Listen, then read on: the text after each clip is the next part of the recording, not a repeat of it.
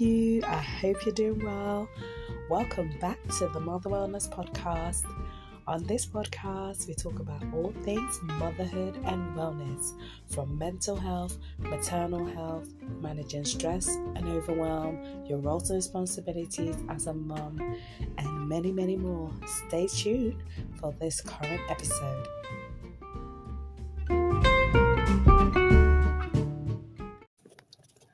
Hello. Welcome back to the Mother Wellness Podcast.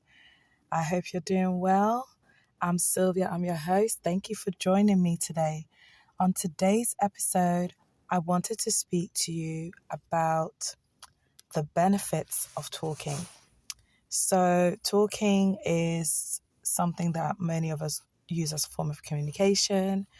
And, I know that is key to allowing us to engage and communicate with one another in our everyday lives. And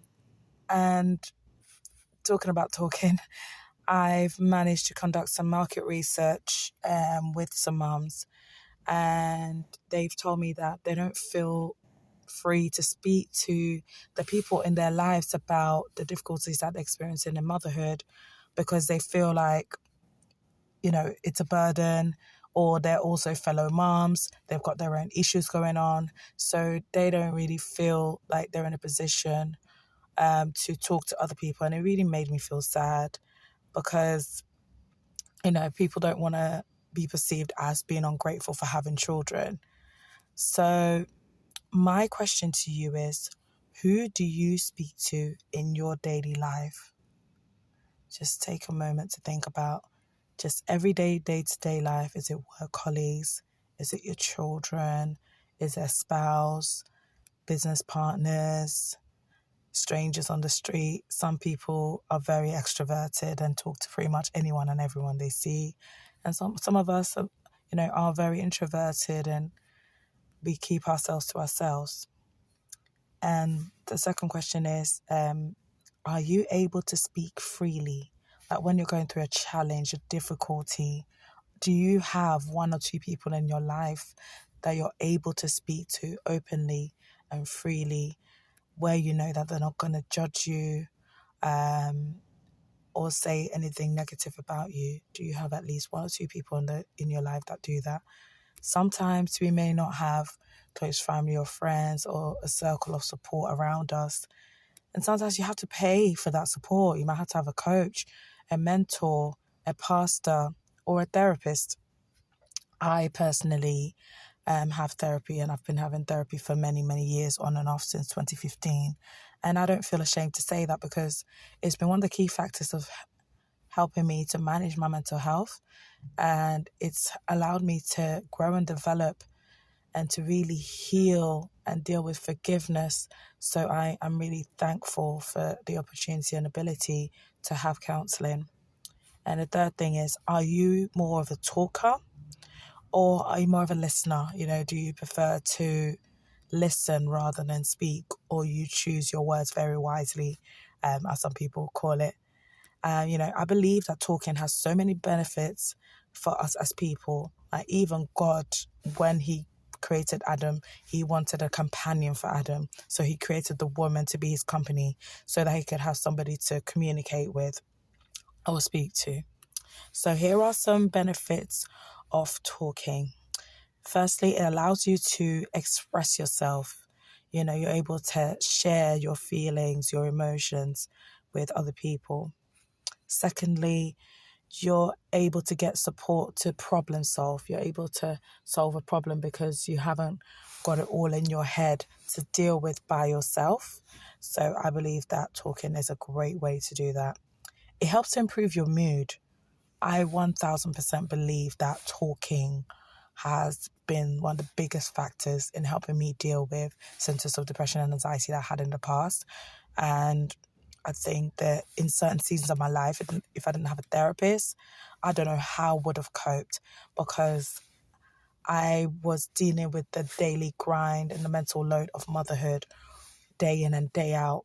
And yes, I did have other friends that had children, but I was one of the first ones in the friend group to have a child. So I don't really have people to talk to. maybe one or two, but like my women told me in the market research, you feel like because they've also got their own lives, their own jobs and their own children and family issues to deal with, you don't want to bother them. So having a therapist to be able to talk to really helped to improve my mood.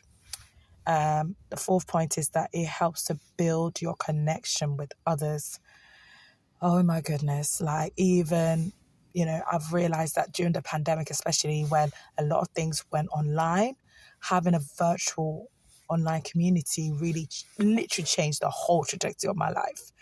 Being part of an online community where we were able to meet up weekly, talk about our wins, about our difficulties, we were able to encourage and support each other. It was a complete game changer for me.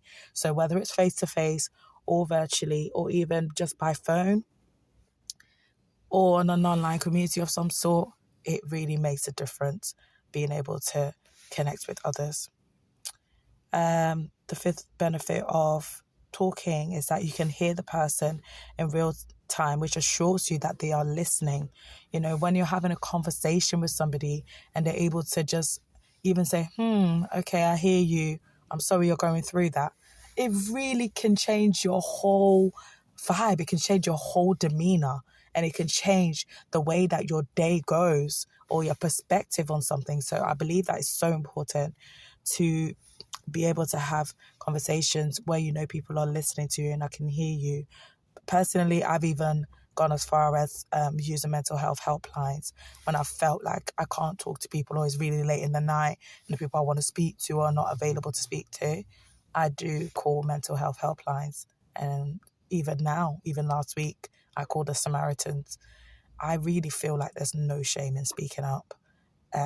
I'm probably never going to speak to that person I spoke to on the phone again, but it's allowed me to be able to vent and to talk through what I'm feeling.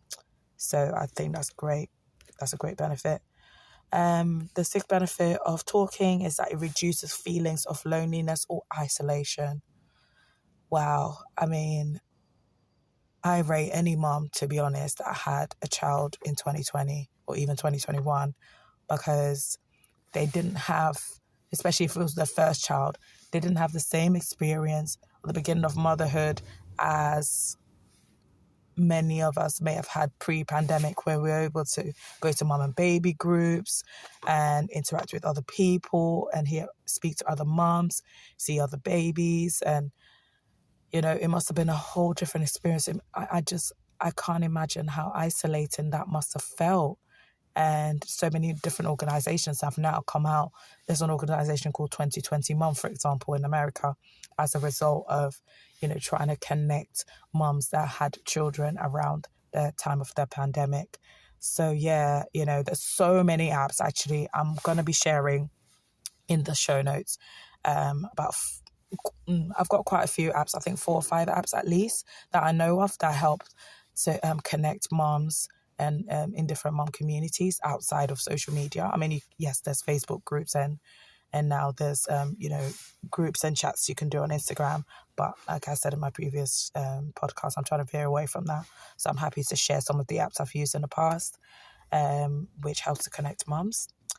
And the last benefit I could think of talking is that you're able to share positive experiences. I talked earlier about being able to problem solve, discuss difficulties and struggles, but talking also helps you to share the wins and the good things that have happened. And I think, as moms, it's so important that, we're able to say the good and the bad, not always focusing on the negative things that happen in our lives or difficulties or circumstances that we go through. I know that as moms, it's so important to be part of a community and have fellow women to speak to. And as I've been talking on this episode, I want to be able to invite you to a conversation that I've got coming up very soon. You're going to be hearing more about it in the next clip, but I really hope that you've enjoyed listening to this episode. And I've come up with a new name for my tribe. I'm going to start calling you guys Mama Friends. So welcome to the Mama Friend tribe. I'm looking forward to getting to know you, getting to speak to some of you in an upcoming chat. So listen out for that shortly. Thank you for listening to this episode of the Mother Wellness Podcast. I look forward to speaking to you in the next episode, Mama friend. Take care. Bye for now. Hey, Mama. Thank you for listening to that episode of the Mother Wellness Podcast. I would love to invite you to a new up-and-coming important conversation with fellow moms. This is called the Virtual Mama Wellness Chat, and it's happening live on Google Meet online on Friday, the 24th of October, 2023 at 7 p.m. UK time. Please convert that to your local time zone. On this conversation, we're going to be sharing information on sleep tips, managing your emotions, and just cherishing the wins and the ups and downs of motherhood. I would love for you to join me. I'm going to be putting the link to register in the show notes, and I'm also going to give you a free gift when you come and join me on this chat. I look forward to seeing some of you and meeting some of you online. Take care and speak to you soon. Bye for now.